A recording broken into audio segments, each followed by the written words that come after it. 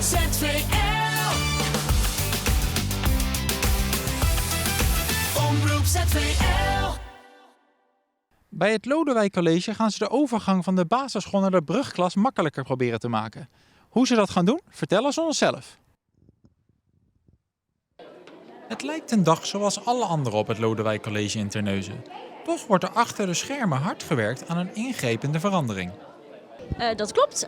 In het kader van de warme overdracht van de basisschool naar het voortgezet onderwijs zijn wij gaan nadenken van wat hebben de kinderen nou eigenlijk nodig. En een stukje structuur vinden we daarbij heel erg belangrijk. Dus dat betekent een stuk vastigheid in het rooster, maar ook opvang op het moment dat er bijvoorbeeld een les uitvalt. Dat zijn dingen die natuurlijk wel gewoon kunnen gebeuren op het middelbaar onderwijs. Deze vastigheid in de roosters komt erop neer dat de brugklassers vanaf volgend jaar standaard van het 1e tot het 7e uur, dus van 8:30 tot 3, aanwezig zijn op school.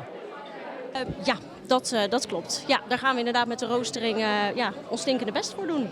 De directeur van de school heeft al een mooie naam voor deze test. Dat concept van die zachte landing, maar eigenlijk ook die sterke lanceerbasis, dat we dat gaan toepassen op de beide locaties. Zowel Oudevaart als Zeldenrustlaan. Na een half jaar wordt bepaald of het een geslaagde test is.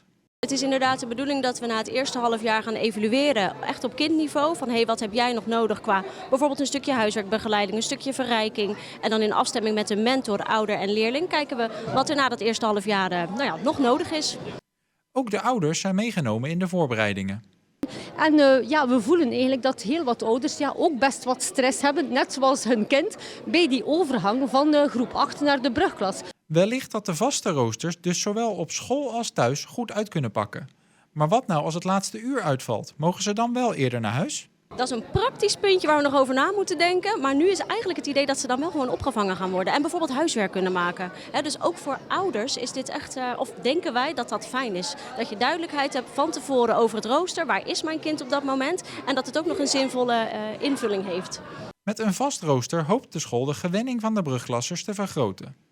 We merken gewoon dat we daarin stappen kunnen maken en dat we het nog beter kunnen doen.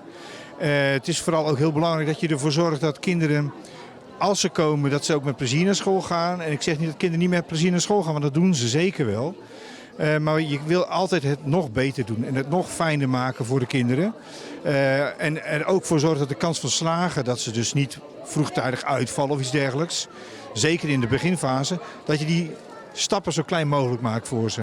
Ook deze teamleider is vol goede hoop op een nog betere ervaring voor de leerlingen van het Lodewijk College. Ja, daarvoor hebben we deze zachte landing, om het zo te zeggen, geïnitieerd.